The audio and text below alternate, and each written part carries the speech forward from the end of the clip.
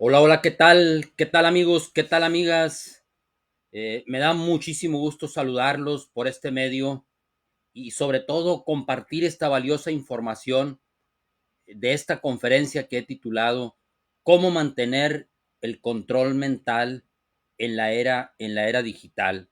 Me da muchísimo gusto compartir con ustedes esta información que es de mucho valor para entender la interacción y sobre todo la afectación que ocasiona a nuestro cerebro y por lo tanto a nuestra mente el abuso de las pantallas, es decir, el abuso de los celulares, las laptops o las tablets, que para efecto de esta conferencia las vamos a llamar en términos genéricos las pantallas.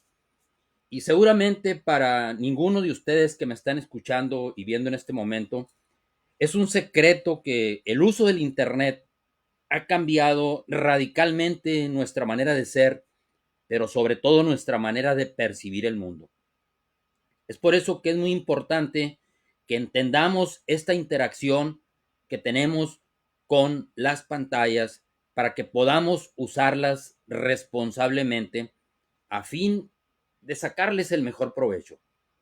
El problema, el gran problema, grave problema, es que nos hemos convertido en literalmente drogodependientes emocionales y adictos a las pantallas. Para poder ser conscientes de esta trampa mortal y para poder escapar de ella, pues es necesario entender cómo es que funciona nuestro cerebro y cuál es la interacción de las pantallas con nuestra actividad mental, para que las pantallas no nos controlen, para que tú tengas el control de las pantallas y puedas ejercer tu libre albedrío, es necesario conocer esta información. En esta conferencia pretendo que alcancemos juntos dos objetivos fundamentales. El primero de ellos es que seas consciente que el abuso de las pantallas está afectando dramáticamente a tu cerebro y por lo tanto a tu mente, tu manera de pensar, tu manera de sentir, tu manera de actuar y por lo tanto los resultados que tú tienes en tu vida. Y el segundo objetivo, una vez que seas consciente de esta realidad, es que aprendamos juntos. Quiero compartir contigo algunos tips y algunas herramientas para que puedas mantener el control de tu mente en esta era digital. Y bueno, quiero empezar presentándome brevemente por si no me conoces. ¿Quién soy?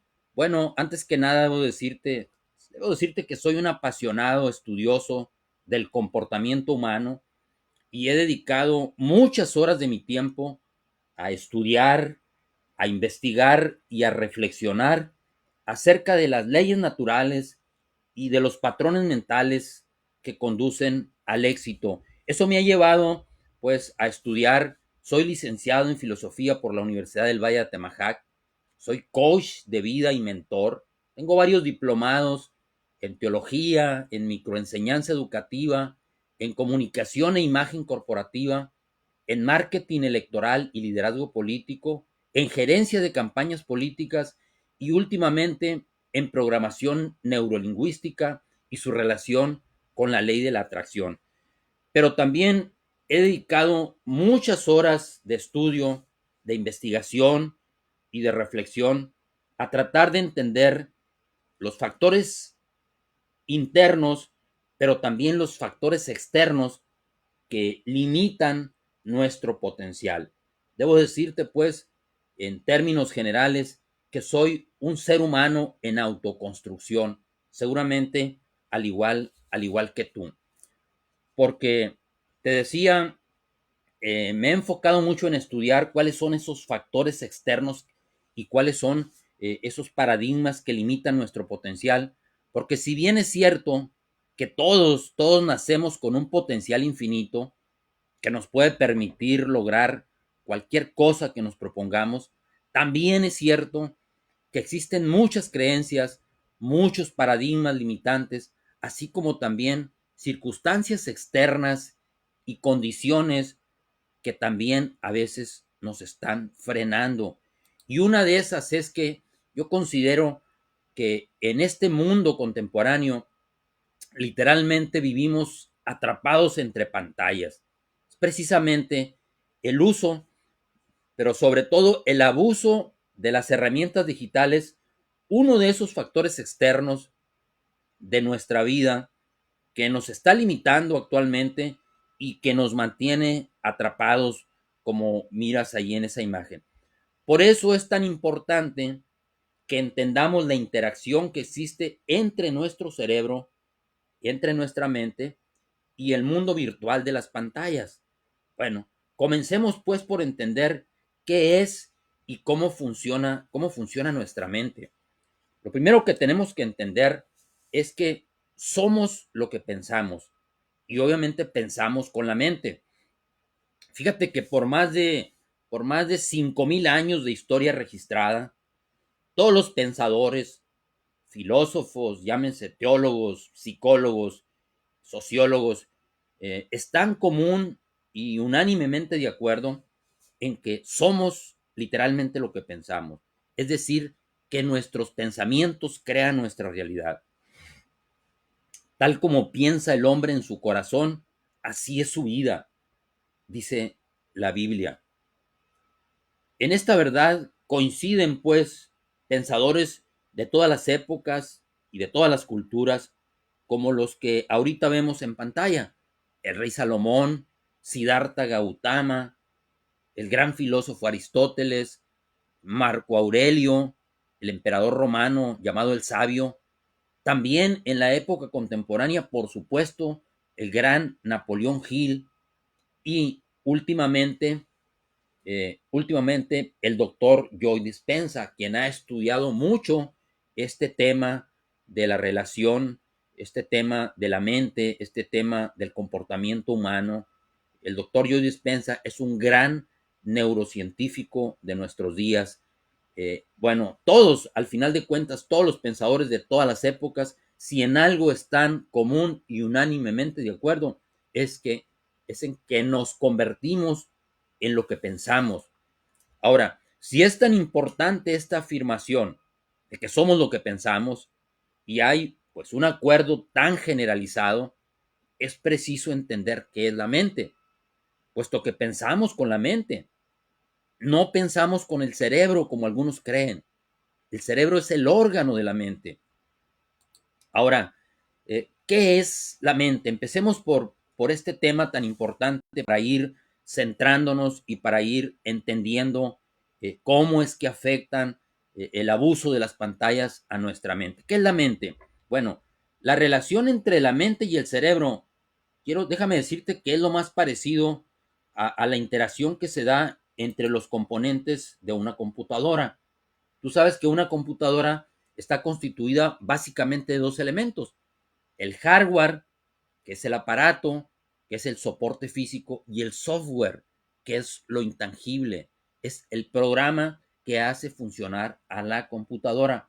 Así también podemos considerar que el hardware corresponde de alguna manera a nuestro cerebro y el software es nuestra mente. Pudiéramos decir en términos generales que la mente es el cerebro en acción, es decir, el cerebro es el órgano de la mente y la mente es la actividad, el cerebro. Eso de entrada que nos quede muy claro. Pero si bien es cierto que hay una semejanza entre las computadoras y nuestro cerebro y nuestra mente es mucho más que una computadora, muchísimo más, ya que es producto precisamente esencial de nuestra esencia espiritual. Es más, las mismas computadoras son una creación de la mente humana. Entonces, vayamos a profundizar un poco más en esta potencia maravillosa que es nuestra mente. Lo primero que tenemos que decir que la mente es una actividad. Y como a la mente nadie la ha visto jamás, es que el doctor Thurman Fleet, allá por el año de 1934, este doctor era un quiropráctico tejano, creó ese gráfico que hoy tú estás viendo en pantalla. Y si te das cuenta, el círculo superior de ese gráfico que representa al ser humano es mucho más grande, es el círculo que representa la mente, es mucho más grande que el círculo inferior que representa al cuerpo. Y este doctor dividió el círculo superior de la mente en dos porciones. La parte superior es la mente consciente, la mente pensante, la mente racional, la mente intelectual, y el círculo inferior es donde se ubica pues la mente subconsciente. Entonces, la mente, para efectos prácticos, debemos entender que es una actividad, y es una actividad sumamente dinámica. Ya decíamos ahorita, es la actividad del cerebro. ¿Y el cuerpo qué es? Bueno, el cuerpo es la expresión de la mente, es el vehículo con el cual contamos los seres humanos para corresponder a esta realidad tridimensional en la que vivimos nuestra vida. Por eso es tan importante que entendamos que vivimos nuestra vida en tres dimensiones, es decir, somos seres espirituales con un intelecto viviendo en un cuerpo físico. Eh, Somos definitivamente la criatura más excelsa y a la vez más compleja del universo. Por eso el gran Víctor Hugo decía, la tragedia del ser humano no es que su destino sea morir, es que no sabe cómo vivir. Y es que es la complejidad precisamente de nuestro ser. Si no nos comprendemos, si no nos entendemos, si no entendemos la interacción que se da en nuestra mente, en nuestro lado espiritual y en nuestro cuerpo físico, difícilmente vamos a poder vivir una vida significativa, una vida abundante y una vida feliz. Es decir, es necesario comprendernos, pues. De, Detrás de nuestro comportamiento subyacen bases humanistas, bases espirituales, bases biológicas, neurocientíficas y hasta metafísicas. Pero es necesario conocernos y comprendernos a profundidad para poder aprovechar y explotar este inmenso poder que se encierra precisamente en nuestra mente. Entonces, veamos ahora, demos un pasito más, avancemos y profundicemos más, veamos cómo funciona este maravilloso proceso creativo que se da a través de nuestra mente. Eh, Déjame decirte que en nuestra mente consciente nosotros somos capaces de elegir nuestros pensamientos, pero luego esos pensamientos causan nuestros sentimientos y emociones en la parte de nuestra mente subconsciente. Y esos sentimientos y emociones ponen a nuestro cuerpo en una determinada vibración, y por eso es que nosotros tomamos decisiones y acciones, y de ellas dependen nuestros resultados. Al final de cuentas, pues, decíamos, somos lo que pensamos, pero también atraemos lo que sentimos, y al final de cuentas creamos lo que imaginamos. Es decir, todo comienza pues con un pensamiento, con un pensamiento. Ya dijimos que la mente es el cerebro en acción, que el cerebro es el órgano de la mente. Avancemos ahora pues para saber cómo es que funciona nuestro cerebro y cómo le afecta a nuestra mente este mundo digital. Toda creación comienza en el lado espiritual, comienza en nuestra mente, pero decíamos, el órgano de la mente, pues es el cerebro, y se ve severamente afectado por la tríada digital, por el abuso de las pantallas. Para poder comprender esta realidad, vamos a estudiar un poquito, a profundizar un poquito en la teoría del cerebro triuno, o de los tres cerebros de Paul MacLean. Para entender este poderoso órgano, pues debemos conocer, aunque sea someramente, cómo está subdividido y cuáles son las funciones principales de cada una de estas partes de nuestro cerebro que han sido producto de la evolución de las especies. Y fíjate que la base de esta teoría es el doctor, te decía, Paul MacLean, que fue un médico y un neurocientífico norteamericano que vivió allá entre el año 1913 y 2007. Y él divide, pues, para su estudio el cerebro en tres partes. La primera parte es el cerebro reptiliano, ese que está en color rosado aquí en la diapositiva que te estoy presentando.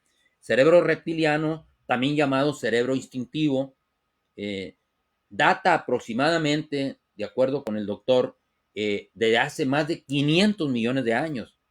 Es la primera a nivel evolutivo, la primera etapa, vamos a decir así, es el cerebro reptiliano.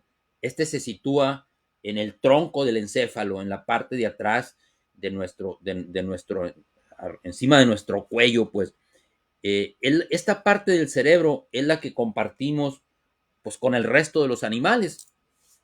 Es la parte instintiva, pues, que nos impulsa a la supervivencia. Eh, por ejemplo, el miedo es en esencia una luz roja o una señal de advertencia. Es un mecanismo de defensa de nuestro cerebro reptiliano que cumple precisamente la función de protegernos de nuestros depredadores o de nuestros adversarios o de cualquier peligro del medio ambiente.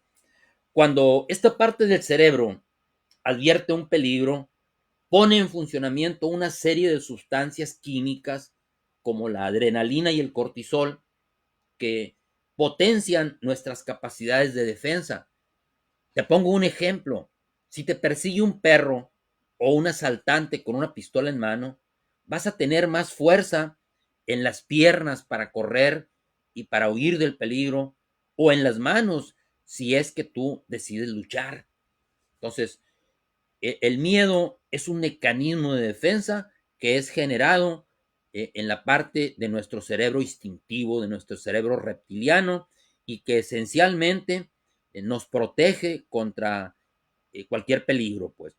Luego viene la otra parte del cerebro, que es el cerebro mamífero o el cerebro límbico. Ahí en la diapositiva está en color naranja. Dice el doctor MacLean que este cerebro eh, cuenta aproximadamente con 200 millones de años, o esta parte más evolucionada de nuestro cerebro, 200 millones de años. Es la segunda parte, también llamada cerebro mamífero, y está situada en el sistema límbico, en lo que los neurocientíficos llaman la amígdala. Gracias a esta área de nuestro cerebro podemos nosotros sentir las emociones, podemos transmitir al mundo lo que sentimos. Se llama cerebro mamífero porque también lo tienen todos los mamíferos. Al resto de los animales les basta con el primer cerebro para sobrevivir, para luchar o para huir del peligro. Y al nacer nos es suficiente a los seres humanos con estos dos primeros cerebros, ya que gracias a ellos podemos sobrevivir y transmitimos a nuestras figuras de autoridad o nuestras figuras de apego, pues lo que necesitamos en esas primeras épocas de nuestra vida. Además, como veremos más adelante, la parte más desarrollada del cerebro humano, pues no está aún todavía desarrollada cuando el niño nace. La tercera parte del cerebro que ha estudiado muy bien el doctor es el llamado neocórtex o cerebro neomamífero. Cerebro es el cerebro racional, es el cerebro humano, el que nos hace verdaderamente humanos. Y fíjate, está en verde aquí en la diapositiva. Este es sumamente nuevo en el tiempo si lo comparamos con el tiempo que tienen los otros dos. Decíamos 500 millones de años el cerebro reptiliano y 200 millones de años el cerebro límbico. En cambio, el neocórtex o el cerebro neomamífero apenas tiene 100,000 años. 100,000 años. Esta parte del cerebro es la que al final de cuentas nos diferencia del resto de los animales. Es lo que nos hace verdaderamente humanos.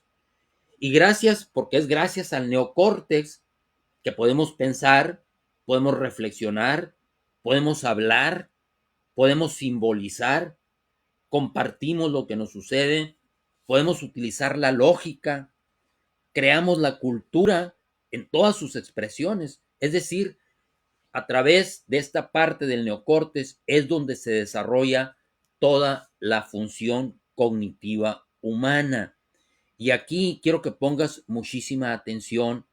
Dentro de esta parte de nuestro cerebro pensante, se inserta un área sumamente importante que se denomina corteza prefrontal. Ahí la ves en morado, en la diapositiva. Más adelante vamos a hablar de ella, porque precisamente esta es la porción de nuestro cerebro que se ve severamente afectada por el abuso de las pantallas. Entonces, pasemos ahora a ver cómo es que afecta pues a nuestro cerebro el abuso de las pantallas. Esta es la parte central de esta conferencia. Cómo está afectando a nuestro cerebro el abuso de las pantallas, del mundo digital. Fíjate que nuestro cerebro funciona mediante una muy complicada red de circuitos que se intercomunican entre sí mediante impulsos nerviosos y mediante unas sustancias químicas que los neurocientíficos llaman neurotransmisores. Y en nuestra actividad cerebral destacan dos hormonas fundamentalmente que tienen que ver y que tienen mucha relación con el mundo digital. Estas son el cortisol y la dopamina. Cortisol es la hormona del estrés y la dopamina es la hormona de la felicidad. Ambas juegan un papel demasiado determinante o importante en la interacción que tiene nuestro cerebro con la vida digital. Fíjate que la hormona del cortisol, te decía, es la hormona del estrés, es una hormona cíclica. Baja durante la noche para que podamos dormir y tiene su pico más alto, más elevado por las mañanas para que podamos levantarnos, para que podamos activarnos. Esta sustancia se activa cuando nosotros percibimos una amenaza, cuando percibimos un peligro, y nos permite que se fortalezcan aquellas funciones o aquellos sistemas de nuestro organismo que nos permitan huir del peligro o bien luchar. Ante un peligro inminente, los seres humanos podemos adoptar tres actitudes. O huimos de ese peligro, o luchamos, o simplemente nos paralizamos. A veces el mismo miedo, el temor, el pánico que nos causa aquella amenaza latente nos paraliza. Fíjate que esta sustancia también funciona en los animales, ya que es activada, te decía, por nuestro cerebro más primitivo, que nos permite la supervivencia. Pero déjame decirte que en el caso de los humanos sucede algo digno de notarse y de tener muy presente. Esto es, nuestro cerebro y nuestra mente, nuestro cuerpo, no distinguen entre una amenaza real o una amenaza imaginaria. Es decir, se activa igual esta sustancia cuando el peligro es real o cuando es inminente. Igual que cuando imaginamos, cuando ese peligro es imaginario. Y aquí está el verdadero problema. El cortisol se activa igual cuando nos informan, por ejemplo, que nos van a despedir de nuestro trabajo. Se activa igual que cuando nos imaginamos y nos ponemos a visualizar en nuestra mente, ¿y qué va a pasar si me despiden de mi trabajo? Con el solo hecho de pensarlo o de imaginarlo, se activa esta hormona del cortisol. Es decir, ante cualquier amenaza real o imaginaria, sube el cortisol. Y aquí hay un dato que vale la pena destacar, fíjate. El 91% de las cosas que nos preocupan nunca ocurren. El problema es que nuestro cuerpo y nuestra mente, te decía, lo perciben como real, es decir, que puede ocurrir. Y al preocuparnos por algo que percibimos como probable y que nos ocurra, entonces surge el miedo y entonces nuestro cerebro genera el cortisol o la adrenalina. Y te pongo un ejemplo de nuestros días. En los tiempos de pandemia, donde todos hemos tenido miedo seguramente, ha subido sumamente el cortisol ante la simple posibilidad de imaginar que nos podemos contagiar y bueno, eventualmente que pudiéramos morir. Y aquí lo interesante es entender que el cortisol en dosis excesivas y sobre todo en dosis constantes es una hormona que afecta el equilibrio de nuestro organismo, tanto el equilibrio físico como el equilibrio mental, emocional y obviamente pues nos enferma. Cuando nos vemos inundados o intoxicados de cortisol, por ejemplo, se nos puede caer el pelo, nos duele la espalda, nos puede ocasionar gastritis, amigdalitis u otras enfermedades ocasionadas por procesos inflamatorios. Y a nivel psíquico, a nivel emocional, todavía es más grave la afectación. Nos ponemos irritables, podemos tener lagunas mentales, podemos tener fallas de memoria, o nos sentimos tristes, achicopalados, se nos espanta el sueño, qué sé yo, un montón de síntomas que puede ocasionar la intoxicación del cortisol a nivel emocional, a nivel mental. Entonces, es importante que entendamos que literalmente vivimos en una sociedad intoxicada de cortisol, con las consecuencias funestas para nuestra vida social y sobre todo para nuestra vida productiva. Y aquí, ante esta realidad, la gran pregunta que se hacen los neurocientíficos es, ¿cómo podemos bajar el cortisol? ¿Cuáles son las vías de escape, valga la redundancia, para bajar o para escapar, pues, de esa inundación, de esa afectación del cortisol? Y aquí precisamente es donde entra la pantalla, fíjate curiosamente. Aquí entra la pantalla. La pantalla nos alivia momentáneamente. Es decir, lo que ocasiona el uso de las pantallas, las redes sociales como Facebook, por ejemplo, como Twitter, como Instagram o como WhatsApp o los videojuegos, es que alivia momentáneamente nuestro estrés. El problema es que las pantallas funcionan a base de gratificaciones instantáneas. Por ejemplo, quiero comida, pues activo Uber Eats o Rappi y la pido y al instante la tengo en la puerta de mi casa. O me apetece comprar algo y acudo inmediatamente a Mercado Libre, a Amazon, a través de mi teléfono celular. Con un solo clic puedo pedir lo que se me antoje comprar. O peor de todo, estoy aburrido, me meto a Instagram, por ejemplo, o posteo una foto en Facebook y espero la gratificación instantánea. Y esa gratificación instantánea llega con cada like que tú recibes al postear una foto o con cada comentario positivo. También hay quienes sienten ansiedad y con un solo clic pueden acceder a ver pornografía, por ejemplo, y eso alivia momentáneamente esa condición de estrés o esa ansiedad. Alivia momentáneamente, pues, te lo reitero.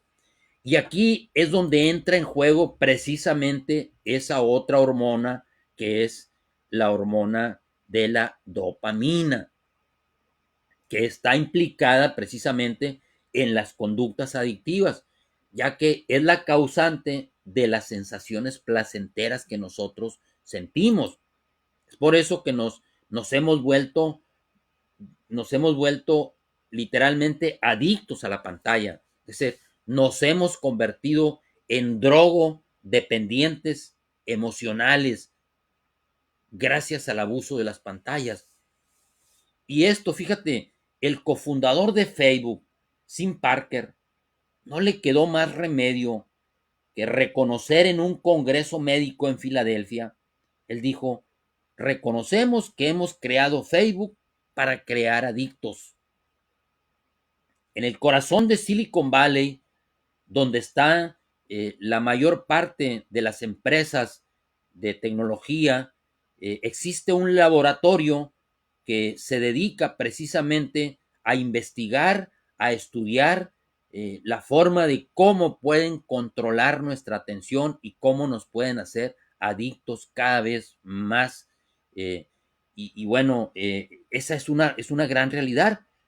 Los grandes empresarios de la era digital, como todos los que manejan las redes sociales, han entendido muy bien la necesidad que tenemos como seres humanos de sentirnos queridos, de sentirnos reconocidos, porque fíjate que nada mueve más al ser humano que sentirnos halagados en nuestro ego.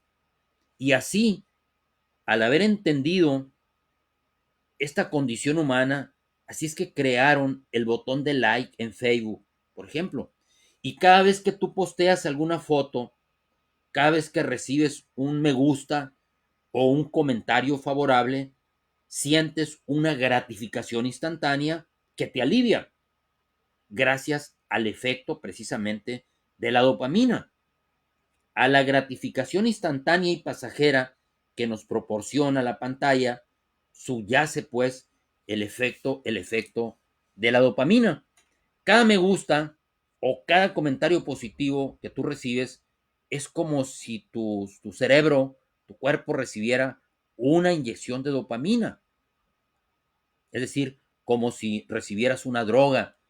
La dopamina es una hormona maravillosa. Es una de las 4 hormonas de la felicidad, junto con la oxitocina, con las endorfinas y con la serotonina. Y se activa de una forma muy particular. Por ejemplo, si tú estás planeando tomarte una copa con tus amigos, desde ese momento empieza a subir la dopamina, pero alcanza su pico cuando te tomas precisamente las copas. Luego dejas de tomar y tienes un bajón de esa sustancia. Cuando dejamos de consumir y el placer generado, pues nos pide obviamente más. Es precisamente donde se activa la dopamina, es por eso que se crean las conductas adictivas. Por eso la dopamina es la hormona de las adicciones. Se activa precisamente, por ejemplo, cuando comemos algo rico, cuando tomamos un buen vino o con las relaciones sexuales. Pero también se activa cuando vemos una buena película, en los videojuegos, al consumir alcohol, en el consumo de las drogas o de la pornografía, y por supuesto se activa cuando interactuamos con las pantallas. Es decir, funciona ante todo aquello que nos causa placer, pues en pocas palabras, aunque sea momentáneamente. Y también funciona cada vez que recibimos un comentario positivo, obviamente, en nuestras redes sociales. Es decir, pues, la pantalla, en pocas palabras, fue diseñada para ser adictiva. Es por eso que nos hemos convertido literalmente en adictos vibrantes a la pantalla. Hoy, fíjate que los psiquiatras tratan la adicción a la pantalla con los mismos medicamentos y con las mismas terapias que se utilizan para tratar la adicción a las drogas, como la cocaína o como la heroína. Y es que van precisamente por los mismos circuitos cerebrales y estimulan los mismos centros neuronales. Es decir, nos hemos transformado pues en adictos a experiencias vibrantes, a la novedad de la pantalla, porque siempre hay algo nuevo en la pantalla. Por ejemplo, cada vez que tú abres Facebook o Twitter o WhatsApp o Instagram, siempre vas a encontrar algo nuevo. La mayoría de las personas, fíjate que lo primero que hacen al despertar por la mañana es revisar su WhatsApp para ver si no tienen algún mensaje o algunos mensajes. Si no tienen un mensaje, hay quienes se preocupan y se preguntan, ¿cómo es posible que nadie me haya mandado algún mensaje? Entonces empiezan a preocupar, reinician su celular, ven que no recibieron ningún mensaje, se meten a internet a revisar si acaso no se habrá caído a nivel mundial la red. A ese grado de adicción hemos llegado o nos han llevado estas empresas, es decir, han cooptado literalmente nuestra atención. La pregunta obligada en este momento es, seguramente tú te la estás haciendo, ¿por qué ocurre esto? ¿Por qué nos hemos habituado tanto a recibir permanentemente mensajes y emociones momentáneas? Es decir, nos han programado para ser emocionalmente dependientes de los mensajes que llegan a través de la pantalla. Es decir, hemos perdido literalmente el sentido de la vida por sensaciones momentáneas y esto es sumamente grave. Hemos perdido el sentido de la vida por las sensaciones momentáneas que nos brindan las famosas pantallas. Y déjame decirte que una vida sin sentido no vale la pena vivirla. Es la trágica conclusión, nada más ni nada menos, a la que llegan los suicidas. Ojo con esto, ¿eh? Ojo con esto. Las empresas digitales, como Facebook, como Twitter, como Google, etcétera, se dieron cuenta precisamente de la vulnerabilidad del ser humano y de la necesidad que tenemos de recibir constantemente gratificaciones instantáneas vía mensajes virtuales. Y es que por eso literalmente han secuestrado, han hackeado nuestra atención y nos han coartado nuestro libre albedrío, es decir, nuestra libertad. Y han distraído nuestra capacidad de poner atención y de enfocarnos en aquello que realmente es importante para nuestra vida, como es el amor y el trabajo, por ejemplo. Y es tan real esta situación que hoy, fíjate, hoy la economía mundial, es un dato muy interesante este, no gira en torno del petróleo, ni tampoco de las drogas, ni mucho menos del oro, ni del litio, por ejemplo, que es un mineral que está de moda, sobre todo aquí en Sonora, donde, como tú bien sabes, se ha levantado una gran expectativa por el descubrimiento de una mina de litio por allá en Bacadehuach y otro yacimiento por allá en Zaguaripa. Y la lucha de las grandes transnacionales y el motor que hace girar la rueda no es ninguna de esas. ¿Sabes cuál es? El motor de la economía mundial hoy es la atención. Todas las empresas están peleando, están luchando por la atención, porque saben que ganando la atención de los futuros clientes, de nosotros, de todos los seres humanos, es como pueden vendernos. Han terminado pues por secuestrar nuestra atención y es mucho más fácil secuestrar nuestros instintos que dominarlos. Es decir, en un mundo digitalizado se han reducido muchísimo el espacio y el tiempo. Todo lo queremos al instante. Lo queremos y lo podemos conseguir. Queremos comida, queremos ropa, queremos sexo, queremos drogas y todo lo podemos tener a, a un clic en nuestro teléfono inteligente. Ese aparato que es teléfono, que es computadora, que es cámara, que es reloj, que es radio, que es todo. Y ese aparato lo traemos con nosotros prácticamente las 24 horas del día. Todas estas acciones secuestran nuestra atención y nos roban nuestra energía creadora. Y acuérdate de una cosa muy importante. Allá donde pones tu atención, allá va tu energía. Y desafortunadamente, todo ocurre en el mundo virtual de la pantalla. Y nuestro tiempo se consume momento a momento en acciones inútiles y en algunas muy poco productivas. Y aquí hay un dato interesante que quiero compartirte. Fíjate que se ha demostrado que el común de los mortales que utilizamos el celular, en promedio lo desbloqueamos 150 veces en el tiempo que tenemos despiertos. Es decir, un promedio de 6, un promedio de una vez cada 6 minutos. Eso quiere decir que estamos pegados permanentemente a nuestros celulares, viendo qué es la novedad y atendiendo sobre todo a las notificaciones que nos llegan a través del celular. Entonces, por eso las características de la era digital están muy bien claras. En resumidas cuentas, son tres las características de este mundo digital: exceso de información, es decir, falta de formación y escasez de atención. Recibimos tal cantidad de información a través de nuestras pantallas que es sumamente difícil discernir cuál es verdadera y cuál es falsa.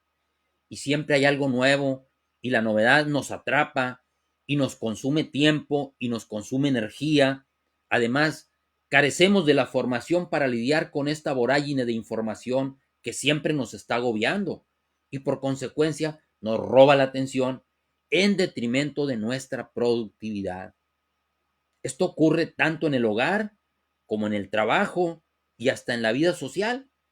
Y esto seguramente te ha tocado o has sido partícipe de esta realidad. A veces vemos, por ejemplo, en nuestras familias, 4 o 5 miembros de la familia a la hora que se reúnen a comer y cada quien está absorto en su celular. O con frecuencia en las reuniones nadie pone atención a la persona que está hablando, que está exponiendo algún tema, cada quien está metido en sus celulares. O es frecuente, por ejemplo, ver a los jóvenes y hasta los adultos también por la calle, conectados a su celular a través de los audífonos y literalmente como zombies caminando por las calles. Ocurre pues en todas partes. Se ha sido hackeada nuestra atención, nos han robado nuestra atención las redes sociales. Hemos perdido también algo muy importante, hemos perdido la capacidad de socializar en el mundo real. Nos hemos acostumbrado tanto a interactuar más con las pantallas que con nuestra propia familia, con nuestros amigos y también con nuestros compañeros de trabajo. Es decir, nos hemos habituado a operar al ritmo del fascinante mundo virtual y es una trampa de la cual no queremos salir. Pero la realidad es que nuestra vida no ocurre en el mundo virtual, nuestra vida ocurre en el mundo real, en el mundo real. La verdadera realidad existencial es que nuestra vida ocurre pues en el mundo real y que las dos únicas cosas que llenan verdaderamente nuestras expectativas existenciales pues son el amor y el trabajo. Pero resulta que ni el amor ni el trabajo funcionan a base de gratificaciones instantáneas, sino todo lo contrario. En el amor y en el trabajo debemos posponer siempre la recompensa. El amor y el trabajo requieren esfuerzo, demandan paciencia, demandan perseverancia, tiempo de espera para cosechar los frutos, y ninguno de estos valores, ni sacrificio, ni esfuerzo, ni tiempo de espera, ni perseverancia, ni saber posponer las recompensas, operan en el famoso mundo digital, sino todo lo contrario. El mundo digital funciona por la ley del menor esfuerzo, mediante gratificaciones instantáneas. No hay tiempo para esperar. Todo sucede al instante y está a la distancia de un clic. Veamos ahora, pues, cómo afectan las pantallas, te decía, a una de las áreas más importantes de nuestro cerebro, que es precisamente la corteza prefrontal, la afectación que ocurre en esta parte tan importante de nuestro cerebro. Aquí hay en la parte hay otra zona pues del cerebro que entra en juego en este tema y que es pues severamente afectada por la pantalla, que es necesario entenderla y ser conscientes de los riesgos pues para poder mitigarlos o para poder escapar literalmente de ellos. Se trata de la corteza prefrontal, esa que está señalada en verde en la diapositiva. Es la zona que está ubicada en el lóbulo frontal de nuestro encéfalo y participa en actividades cognitivas muy importantes, como por ejemplo las funciones de esta corteza prefrontal son el control de nuestra atención, la concentración, es el área responsable de la resolución de problemas y también regula el control de nuestros impulsos, de nuestros sentimientos y de nuestras emociones. Es la parte más desarrollada de nuestro cerebro, la que nos hace verdaderamente humanos, y esta es severamente afectada por el uso, sobre todo por el abuso de las pantallas. Pongamos un ejemplo de cómo opera o cómo funciona esta área neurálgica de nuestro cerebro. Imaginemos que caminamos por la calle, por ejemplo, o en un parque, y vemos a una persona del sexo opuesto, que nos parece bella, que nos parece atractiva, y obviamente sentimos el impulso de tener un romance con ella. Nuestro cerebro reptil, es decir, nuestro cerebro instintivo nos dice lígatelo o lígatela.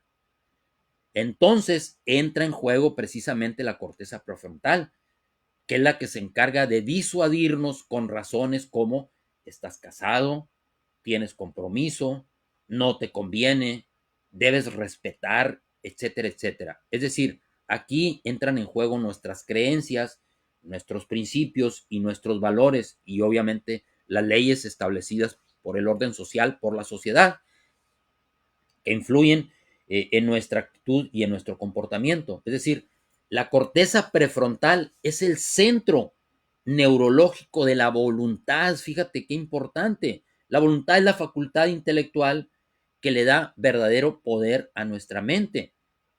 La voluntad es aquella facultad que nos permite enfocarnos, tomar decisiones, decisiones racionales. Gracias a la voluntad, somos capaces de posponer las gratificaciones instantáneas, somos capaces de rechazar los impulsos instintivos, a los que llamamos vulgarmente tentaciones, conscientes pues de que a la larga no nos conviene. Y todo ello ocurre gracias al funcionamiento de esta famosa corteza prefrontal. Eh, pero fíjate, entonces, si se atrofia esta parte, que es la parte del cerebro pensante, por lo tanto, sufren una severa atrofia nuestras facultades más elevadas, nuestras facultades intelectuales. Y para entender cómo afecta o cómo es afectada por las pantallas esta parte que es la corteza prefrontal, debemos entender primero cómo evoluciona esta parte de nuestro cerebro, porque precisamente ahí es donde empieza el problema. ¿Cómo madura la corteza prefrontal? ¿Cómo evoluciona esa parte de nuestro cerebro? Déjame decirte que cuando un bebé nace, su corteza prefrontal es inmadura completamente. Está en pañales, pudiéramos decir. Y por tanto, su mente consciente está totalmente abierta, así como ves en la imagen que te estoy poniendo en pantalla. Totalmente abierta como una taza, pues, en esa gráfica de la izquierda. Y toda la información que percibimos a través de los cinco sentidos y a través de las figuras de autoridad y de los encargados de nuestra crianza, de nuestra educación, van a dar directamente a la mente subconsciente, ya que no tenemos pues la capacidad de discernir lo bueno de lo malo. Así es que como muy a temprana edad se forman nuestros hábitos, se forma ese conjunto de hábitos que forman nuestros condicionamientos, y también ese conjunto de condicionamientos forman nuestros paradigmas. Es decir, nuestro cerebro madura de atrás hacia arriba y alcanzamos la madurez más o menos a los 18 o 21 o 25 años más o menos, y algunos, digamos, nunca maduran, pues. Ahora aquí se pone muy interesante el tema. Se pone más interesante el tema porque para entender cómo es que madura nuestra corteza prefrontal, veamos cómo se estimula, por ejemplo, la atención de un bebé, así como lo estás viendo en pantalla. La atención de un bebé se enciende por tres estímulos fundamentales. Se estimula con luz, con sonido y con movimiento. Y seguramente si tú quien me estás escuchando ahorita, eres una madre de familia o un padre de familia, has tenido la experiencia esta de estimular la atención de tu bebé. Si tuviste hijos o hijas, pues Lo saben muy bien quienes han tenido pues la experiencia de ser madres o de ser padres. Ante el sonido de una sonaja, por ejemplo, el niño reacciona y voltea la cabeza. Lo mismo si le encendemos una luz o le ponemos música o cuando pasa la mamá el niño voltea o le hablamos. El niño pues presta atención a los estímulos del medio y se enciende su atención a través de luz, a través de sonido y a través de movimiento. Al percibir movimiento de su madre que pasa frente a él, el niño es capaz de voltear la cabeza, por ejemplo, y prestar atención. Pero aquí, ojo con lo que te voy a decir. ¿Qué crees? Estos tres estímulos fundamentales, luz, sonido y movimiento, son los que se activan a través de las pantallas. Si tú ves una pantalla, tu celular tiene luz, tiene sonido y tiene movimiento. Pero no dejan de ser estímulos externos, eso es lo importante. Lo que debemos procurar es que nuestros hijos no solo presten atención a los estímulos externos o a los estímulos de las pantallas, sino lo que tenemos que hacer como padres responsables de familia es enseñarlos que valoren y que presten atención, por ejemplo, a una puesta de sol, que sean capaces de estar quietos en una sala de espera o que sean capaces de prestar atención al profesor en alguna clase si ya están en clase.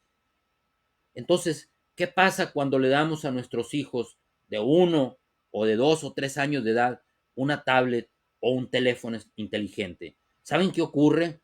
Bueno, estamos estimulando su atención mediante luz, mediante sonido y mediante movimiento, es decir, de afuera hacia adentro. Y fíjate que la Organización Mundial de la Salud recomienda o entiendo que incluso hasta prohíbe que los niños menores de 2 años de edad tengan acceso a los instrumentos electrónicos, a las pantallas, a los celulares. Sin embargo, cada vez es más común ver niños prácticamente recién nacidos y ya podemos decir que en lugar del chupón, los padres de familia les dan el chupón electrónico del celular para distraer su atención y para quitarse la monserga o para que el niño pues esté tranquilo, esté quieto. Y bueno, esto pues es una gran irresponsabilidad que si tú eres y me estás escuchando y eres padre o madre de familia, pon mucha atención y no permitas que tu hijo o hija, por lo menos hasta los 2 años de edad, tenga contacto y tenga acceso a los instrumentos electrónicos, a las pantallas, pues. ¿Por qué? Porque estás estimulando la atención de ese bebé de afuera hacia adentro. Y aquí hay algo que debemos de saber. Hay algo que debemos de saber y que es muy importante. Es muy importante entenderlo. Eh, el cerebro funciona con un mecanismo que los neurocientíficos y los psicólogos llaman o lo usas o lo pierdes. Este mecanismo es acorde con aquella primera teoría de la evolución que seguramente tú escuchaste por ahí en la escuela, este, diseñada o creada por Juan Bautista Lamarck, que sentencia que todo órgano que no se usa se atrofia, se debilita y termina por desaparecer. Lo mismo ocurre con nuestro cerebro y por ende, pues, con nuestras facultades mentales. Si no las usamos, se vuelven literalmente letárgicas y mueren. Y para entenderlo, pues, vamos hablando de los sentidos y de las facultades intelectuales. Los sentidos están íntimamente unidos a nuestra mente con unas como pequeñas antenitas, pues, es decir, nuestro cerebro percibe a través de nuestros 5 sentidos todos los estímulos del exterior. También las facultades intelectuales son como músculos mentales que están conectadas pues con nuestra mente y también se atrofian, llegan a atrofiarse por el uso de las pantallas, pues, porque decíamos que si la corteza prefrontal, que es el asiento de nuestras facultades intelectuales, es severamente afectada si no la estimulamos de adentro hacia afuera, si la estimulamos de afuera hacia adentro, entonces la corteza prefrontal de un niño no se va a desarrollar. Aquí quiero encenderte pues una luz roja. Yo te pregunto a ti, ¿quién de los que me están escuchando en este momento tiene mejor memoria desde que usa Wikipedia? ¿O cuántos números de teléfono se saben de memoria? Todo lo hemos dejado a la bendita memoria del celular o a las computadoras. Yo te pregunto también, ¿quién se orienta mejor desde que usa Google Maps? Estoy seguro que nadie. Y así podíamos hablar de cómo son severamente atrofiadas todas las demás facultades intelectuales: la percepción, la intuición, la imaginación, la razón y la voluntad. Todas son severamente atrofiadas. Y si no usamos, por ejemplo, en el caso de la memoria, si no usamos la memoria, pues el cerebro funciona, decíamos, con este mecanismo: o lo usas o lo pierdes. Órgano que no se desarrolla, se atrofia y termina por morirse. Entonces, estamos atrofiando, fíjate, nuestras facultades intelectuales. Nuestras facultades intelectuales, desafortunadamente, mientras menos desarrollamos la corteza prefrontal, menos se desarrollan nuestras facultades intelectuales. Entonces, nos rebajamos a la categoría de un robot o la de un vil animalito. Entonces, vivimos en el mundo en el nivel de conciencia más bajo, que es el nivel de conciencia animal, donde simplemente reaccionamos así tal cual lo hacen los animales, en lugar de parar, en lugar de pensar, en lugar de responder como nos corresponde a los seres humanos. O en el mejor de los casos, fíjate, vivimos en el nivel de la conciencia de las masas, es decir, controlados por un jefe, controlados por un reloj, o peor del caso es bajo el imperio, bajo el arbitrio y bajo el control de las notificaciones de tu celular o de tus aparatos electrónicos. Es decir, estamos viviendo nuestra vida como autómatas, como zombies, como robots. Y déjame darte otro dato muy interesante. Según estadísticas recientes, más del 95% de la población vive en el nivel de conciencia de las masas.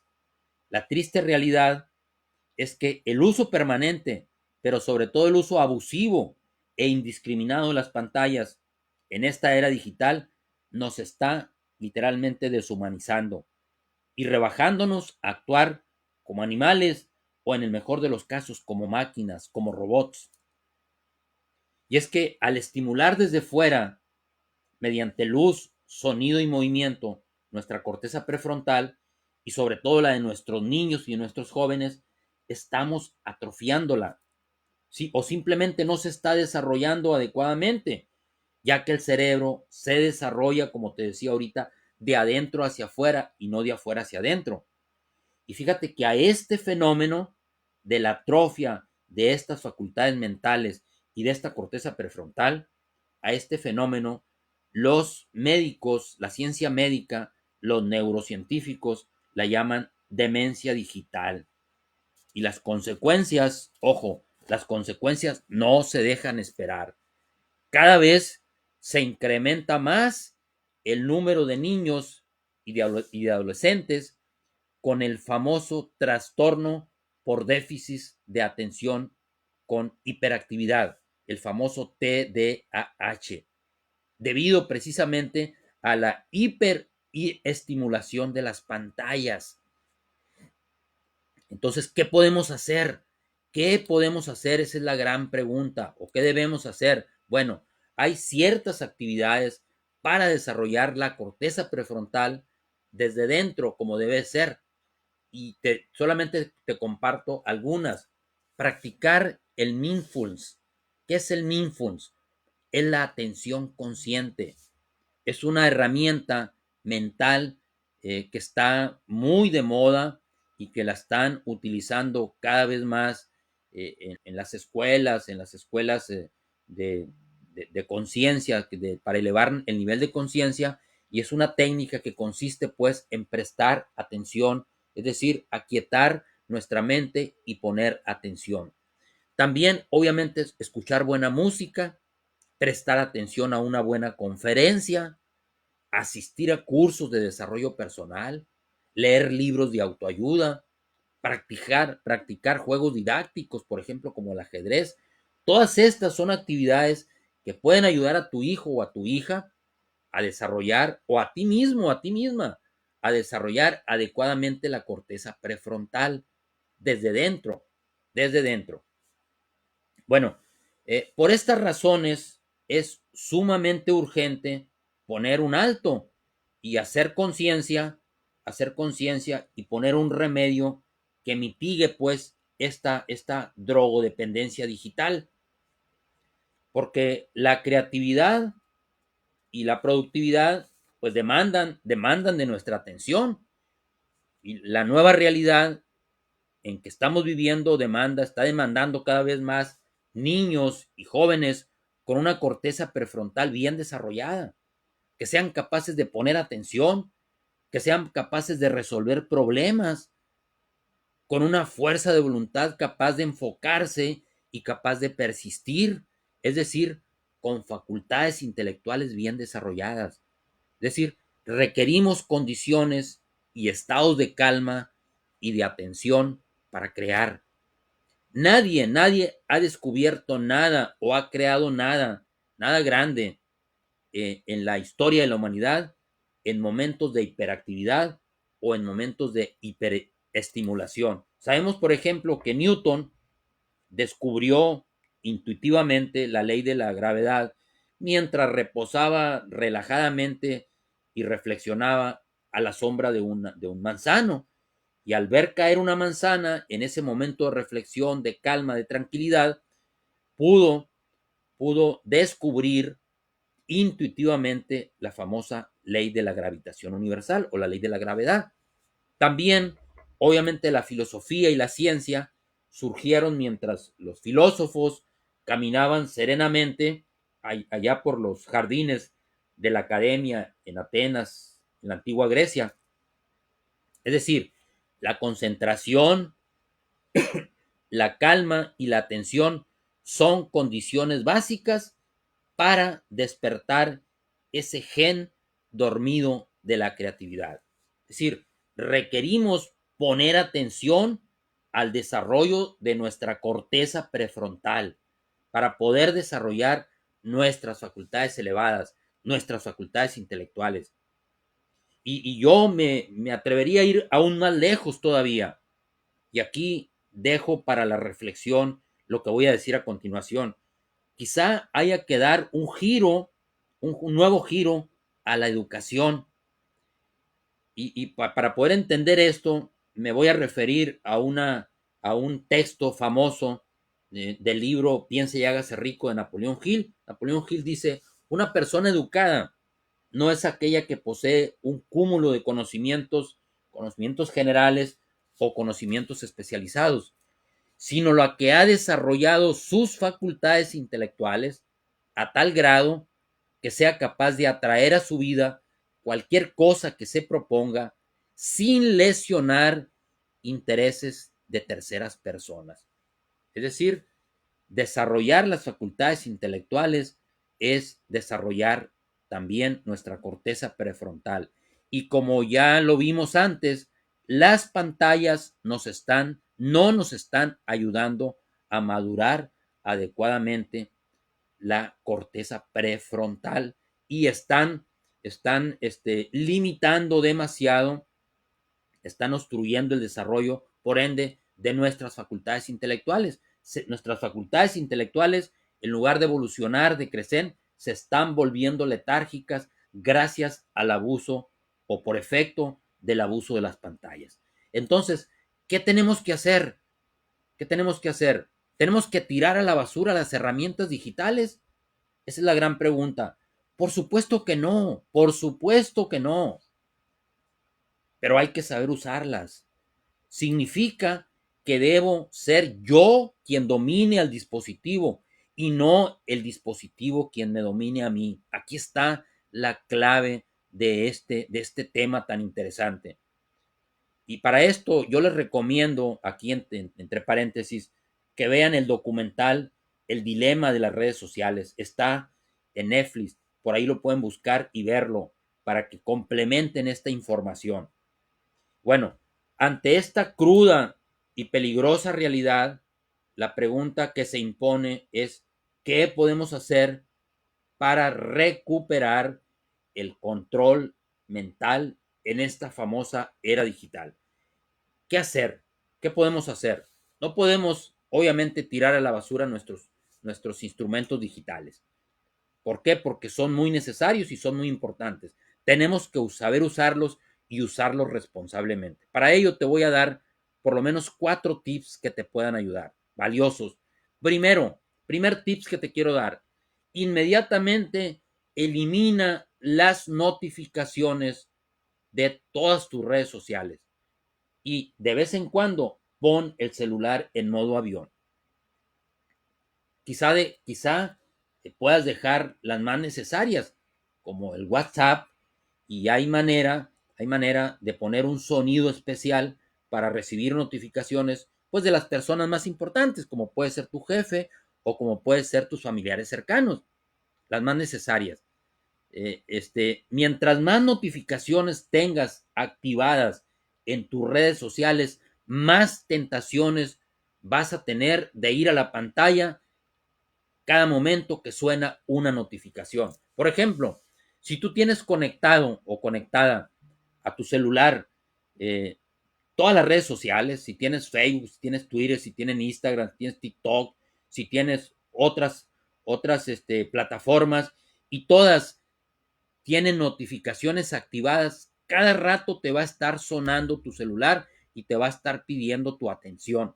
Entonces, al desactivar las notificaciones, desactivamos la tentación que tenemos estar a cada minuto, a cada segundo, eh, pendiente de nuestro celular. Esa es la primera que te quiero dar, que es muy práctica y es muy sencilla de hacer. La segunda, que es muy importante, aprende a posponer las recompensas, a posponer esas recompensas momentáneas que te brinda la pantalla. Por ejemplo, ¿te apetece una comida? No la pidas. ¿Deseas comprar algo? Abstente. La idea es que no te controle la pantalla, pues por el contrario, cuando se requiera usarla por necesidad profesional o familiar, que seas tú quien tome la iniciativa de conectarte y que no sea la pantalla quien te indique el momento que te debes de conectar, porque en ese momento pierdes tu control y no eres tú el que dirige tu vida, es tu pantalla, son tus notificaciones. Y al posponer las recompensas, estás fortaleciendo tu fuerza de voluntad, que es la facultad, decíamos, que le da verdadero poder a tu mente. La facultad que te permite permanecer enfocado en aquello que realmente vale la pena y que sean actividades que contribuyan, al logro de tus objetivos, al logro de tus sueños, de tus proyectos.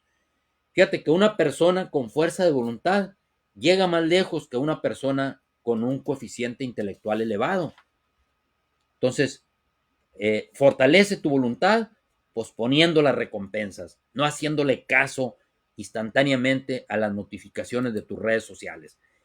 Tercera recomendación importantísima es enfocar tu atención, mantener la atención en aquello que realmente te va a ayudar a lograr tus metas. Las cosas buenas de la vida suceden en la vida real. La vida virtual funciona a base de gratificaciones instantáneas. Volvamos a conectarnos con nuestra vida real. Enfoca tu atención en aquello que verdaderamente te conviene y te interesa para tu desarrollo, para tu evolución, para tu crecimiento personal, espiritual, profesional, etcétera. Y el cuarto tips que te quiero dar es socializar más. Esto es muy importante. Obviamente, en la medida de lo posible, guardando las debidas precauciones, es muy importante que volvamos a mirar a la gente a la cara. Sobre todo cuando hablamos con alguien, volvamos a abrazar, volvamos a socializar civilizadamente.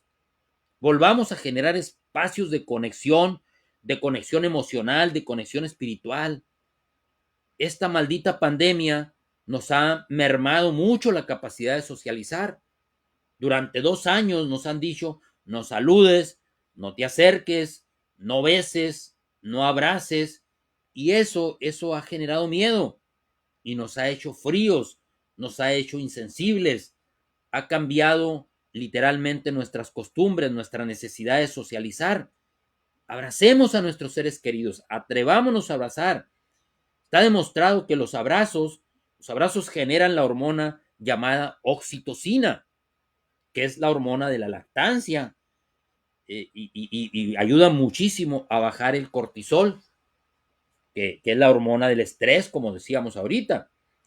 Pero como obviamente solamente las mujeres en edad reproductiva y en edad y cuando están paridas, pues tienen posibilidades o esa capacidad o esa posibilidad de lactar, pues entonces eh, procuremos abrazar, porque a través de los abrazos también se genera esta hormona que nos ayuda a bajar el estrés, que es la oxitocina y que nos ayuda a socializar. Pues los abrazos, según recomendaciones de los conocedores, deben ser al menos por 8 segundos y por lo menos unas 8 veces al día. 8 veces al día. Socializar, pues, en el mundo real nos hace más humanos, nos humaniza más. La comunicación virtual nos robotiza. Entonces, esos son los 4 tips que te quería dar el día de hoy y espero que esta información que te he compartido te ayude a ser consciente de esta trampa en las que nos tienen metidas las redes sociales y sobre todo todas las pantallas, pues. Entonces, espero que haya sido de tu agrado y que sea de tu provecho esta información, pero que la apliques pues a tu vida práctica y a tu vida real.